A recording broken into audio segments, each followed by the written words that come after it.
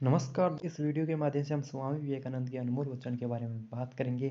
साथ ही उनकी दिनचर्या के बारे में, उन्होंने जो मोटिवेशन जो स्पीच दिया, भाषण दिया, उनके बारे में टोटली आज इस वीडियो के माध्यम से हम बात करने वाले हैं। तो वीडियो अच्छा लगा तो वीडियो को लाइक शेयर ज़रूर कर दिया, और चैनल पर नहीं हो तो चैनल को सब्सक्राइब करके बेल आइकन के प्रेस को ऑन रखें, ताकि जैसे ही चैनल पर कोई वीडियो अपलोड हो उसका सबसे पहले नोटिफिकेशन आपको पहुँच जाए।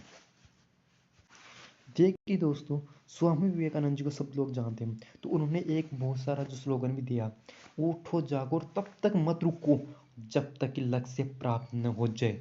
गुलाम भारत में ये बोलकर युवाओं को जीवन में आगे बढ़ने के लिए प्रेरित करने वाले स्वामी विवेकानंद 19वीं और 20वीं शताब्दी के एक प्रसिद्ध भारतीय दार्शनिक, लेखक, युवाओं के प्रेरणा स्रोत और रामकृष्ण परमहंस के मुख्य शिष्य थे। स्वामी विवेकानंद के विचार युवाओं के लिए सबसे बड़े प्रेरणा स्रोत माने जाते हैं। उनके विचार न केवल भारत के युवाओं को करता है, बल्कि विश्व के युवाओं को भी जागृति प्रदान करने का कार्य करता है। आज हम इस वीडियो के माध्यम से जानेंगे स्वामी विवेकानंद जी के बारे में, स्वामी विवेकानंद के सर्वोच्च उपदेश और स्वामी विवेकानंद के सुविचार। हम इस वीडियो के माध्यम से खास करके स्वामी विवेकानंद जी के जो कुछ सुविचार दिया, जो मोटिवेशनल दिया, उस बारे में बात करने वाले हैं। तो सबसे पहले हम जानते हैं, जब तक जीना तब तक सीखना, अनुभव ही जगत में सर्वश्रेष्ठ शिक्षक है। इस उन्होंने ये बताया कि जब तक आपकी आखिरी सांस चलती है तब तक आप सब कुछ सीख सकते हो, क्योंकि सीखने और पढ़ने की कोई उम्र नहीं होती है। अगर आप 90 ईयर के भी हो तब भी आप सीख सकते हो, पढ़ सकते हो, कुछ नॉलेज ले सकते हो। और आपके पास अनुभव है, चाहे आपका उम्र 100 साल हो चाहे 15 साल हो, अगर आपके पास नॉलेज है तो आप 100 साल वाले को भी हरा सकते हैं नॉलेज में। उन्होंने दूसरा स्लोगन दिया, उठो जागो और तब तक नहीं रुको जब तक कि लक्ष्य ना प्राप्त हो जाए। उनको इस माध्यम से उन्होंने ये कहना चाह रहे हैं, भारत को ये जगाना चाहते हैं कि हे भारत के महापुरुषों, हे भारत के युवाओं, तुम्हें जागना होगा और तुम्हें एक अपना टारगेट करना होगा कि मुझे ये करना है, और वह जब तक प्राप्त नहीं हो तब तक तुम्हें रुकना नहीं होगा। रात दिन तुम्हें उसमें मेहनत करनी होगी, उसमें अपने पूरे को जीवन को उसमें झकझोर कर देना है। तब जब से प्राप्त हो जाए तब मान लेना कि आज अपना टारगेट कंप्लीट हो गया। तब तक तुम्हें डटना नहीं है, रुकना नहीं है।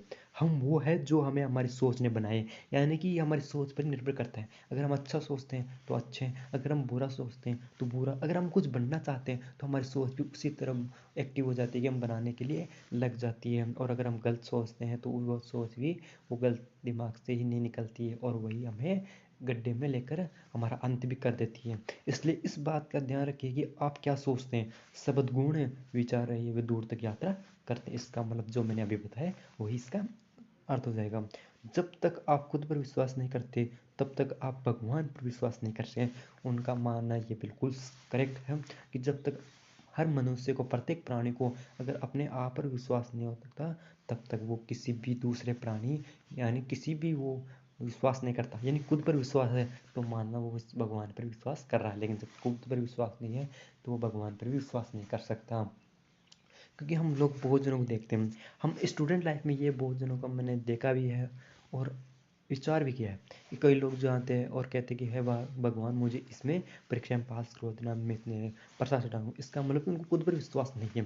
जब तक भगवान का काम सारा देने को होता है। अगर मान लो आप कोई मामूली नंबरों में रहते तो हो सकता है भगवान आपकी सहायता कर सकते हैं, लेकिन आपका दूर दूर तक ही उन कोई नंबरों से, कोर्सों से वास्ता नहीं है, तो फिर आप पास नहीं हो सकता। इसलिए आपको जो तैयारी अगर आप कर रहे हो तो आपको इतनी मजबूती से करना होगा कि हाँ, कन्फर्म हो जाए कि मैं लग सकता हूँ और मेरा इसमें ज़रूर सिलेक्शन होगा। अपने मस्तिष्क, मांसपेशियां, नसों, शरीर के हर हिस्से को उस विचार में डूब जाने दो और बाकी सब विचारों को किनारे रख दो। यही सफल होने का तरीका।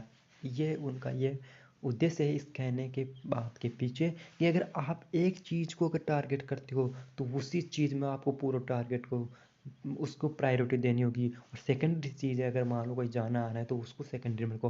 प्रायोरिटी, अगर आप कोई बिजनेसमैन हो या किसी आप चीज़ की कंपटीशन एग्जाम की तैयारी करो या फिर आप कोई भी फील्ड में हो, तो आपको अपने उस फील्ड को पूरा का पूरा 100% आपको उसमें देना होगा, तभी आप सक्सेस हो सकते हो।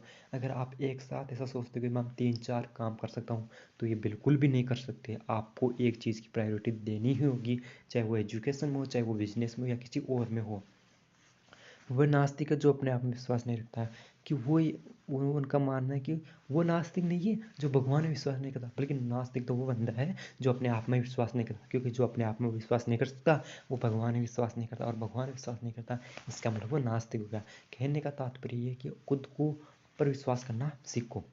जो अग्नि हमें गर्मी देती है, हमें नष्ट भी कर सकती है, ये अग्नि का दोष नहीं है। मतलब कहने का मतलब कि आप गलत विचारों से मत कीजिए कि यार ये अग्नि मुझे दिक्कत दे रही है या हमें गर्मी दे रही है और हमें नष्ट करे, बल्कि ये अग्नि जो आग होती है वो हमारे लिए कितना अच्छा भी कार्य करती है। हम आग पर भोजन भी पकाते हैं, सर्दियों में हमें आग की भी आवश्यकता होती है। बहुत सारे काम है जो अग्नि के बिना नहीं होते, जैसे हवन होते हैं जो कि ऋग्वेद पुराणों में वेदों में मिलते हैं, वो भी अग्नि एक अच्छा है जो देवता और मनुष्य के बीच का कनेक्टिविटी रहती है। और अगर वही हमें गलत लगने लग जाती है तो ये बहुत गलत है।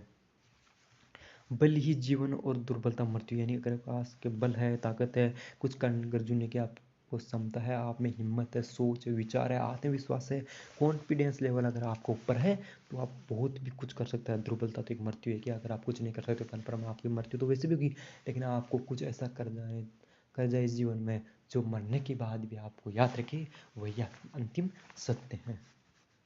तो दोस्तों ये थे कुछ स्वामी विवेकानंद जी के मोटिवेशनल स्पीच जो आपने मैंने बताया है आपको। तो दोस्तों कैसा लगा वीडियो अच्छा लगा तो वीडियो को लाइक शेयर जरूर कीजिए, और चैनल पर नहीं है तो चैनल को सब्सक्राइब करके बेल आइकन प्रेस को ऑन रखें, ताकि आने वाले वीडियो का नोटिफिकेशन सबसे पहले आपको प्राप्त हो जाए। यहीं पर मैं विराम लेता हूँ, तब तक के लिए जय हिंद, जय भारत।